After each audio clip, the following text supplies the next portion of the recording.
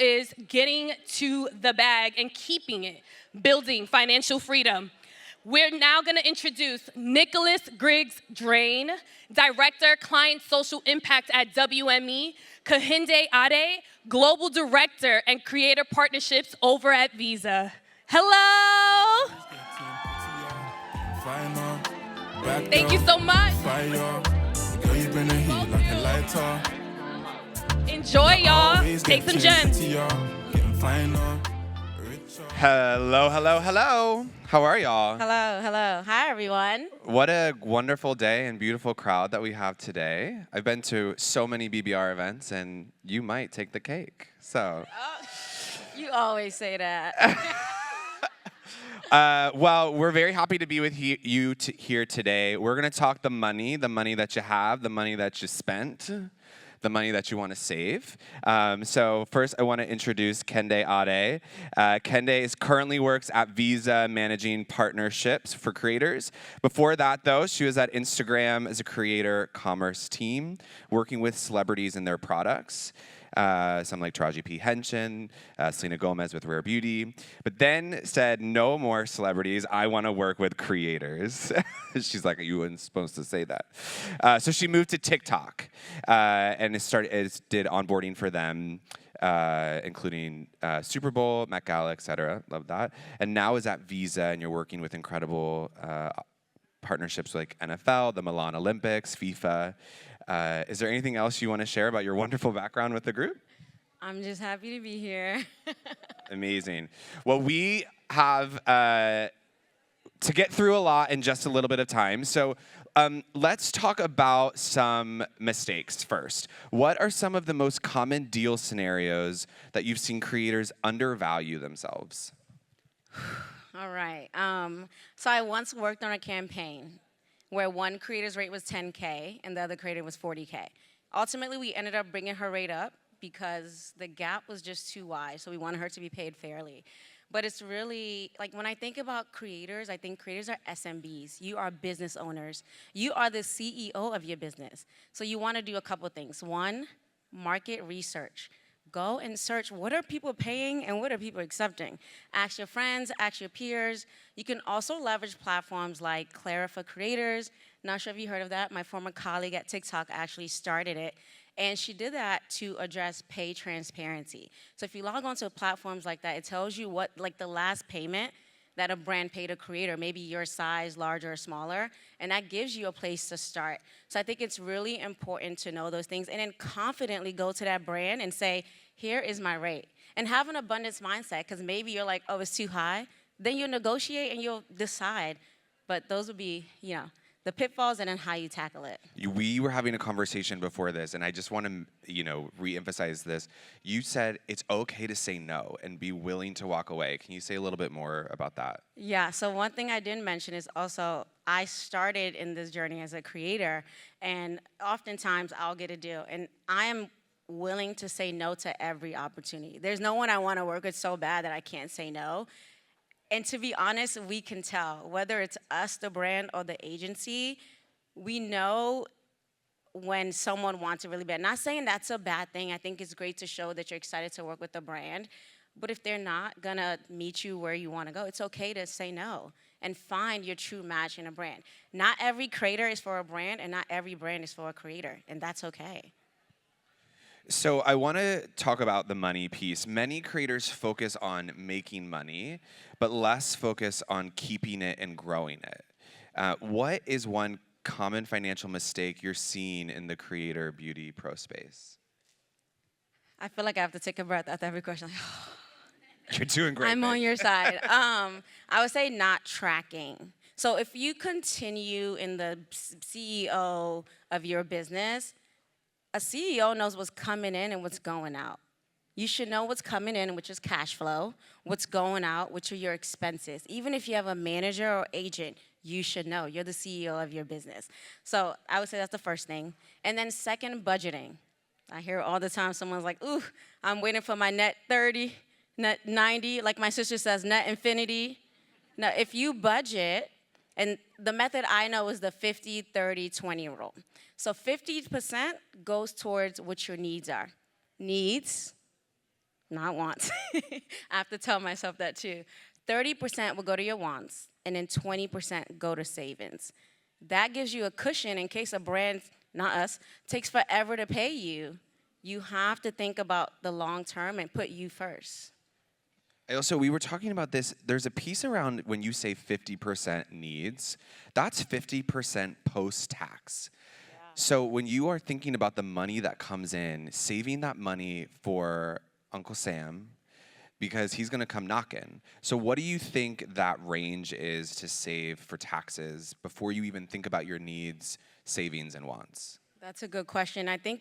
I'll share a range because I've seen different numbers for different people. So I would say between 25% to even 40%. I know this seems like a large number to think about, but I often hear creators during tax season saying, who has a CPA, who has a lawyer, who can help? Think about it and plan for it early. And if you save too much, great. But always think about that number because no one is gonna plan for taxes for you. And I also just wanna add, overshoot that number, because if you save extra money, then you can always play with that at the end of the year with your tax return. But if you don't have enough, you're scrambling to get that paycheck. So if you live in New York or Los Angeles, which I think all of you do, higher taxes, right? So you gotta save more upfront. Okay, great. When creators are aiming for the goal of financial freedom, what are 2 to 3 tips to do that well? Financial freedom.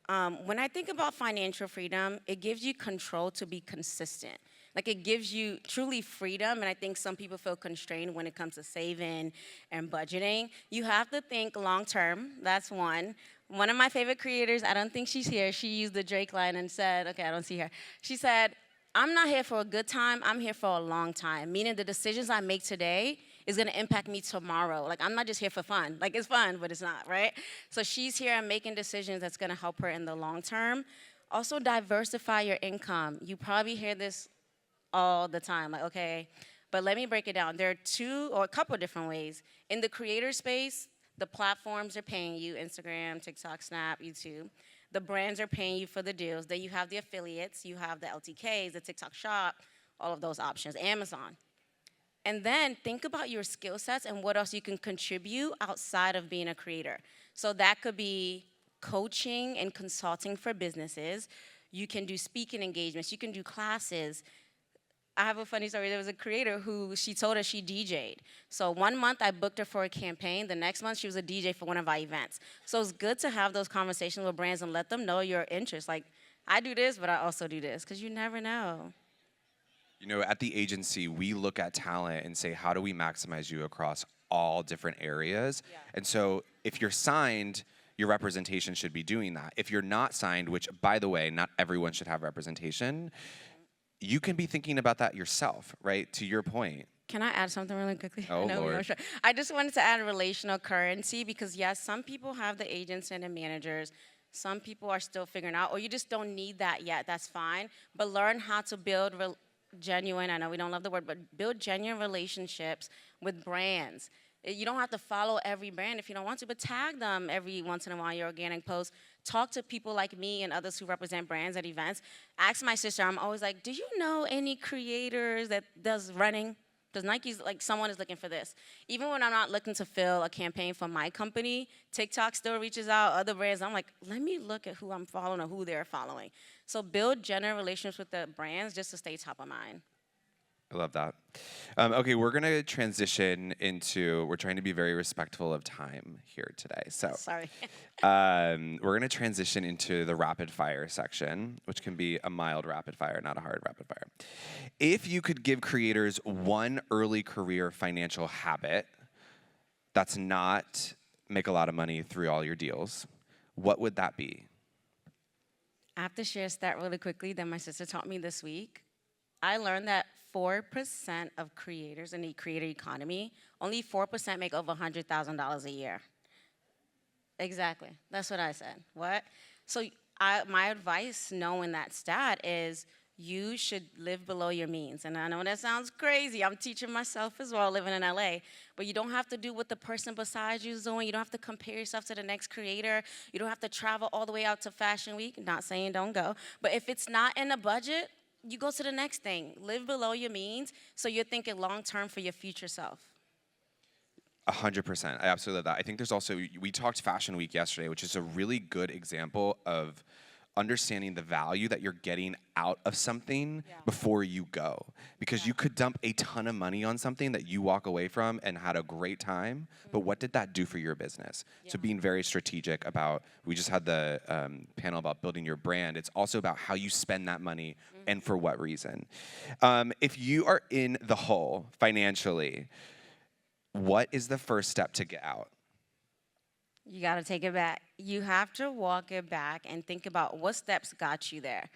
You have to identify what are the mistakes that I made so that you're not making them repeatedly. So that's the first thing I would say. Like, just go back to tracking. You might miss a few things, but whatever you can go back and track, I'm telling you, the next month you won't be in a hole because you're recognizing your habits and the ones you need to change. So that would be it for me. I think there's a piece too here that there's living beyond your means can mean $100 a month, $75 a month in savings. It can be that little because if you are in the hole, that $7,500 month over month can be your safety net to get you out.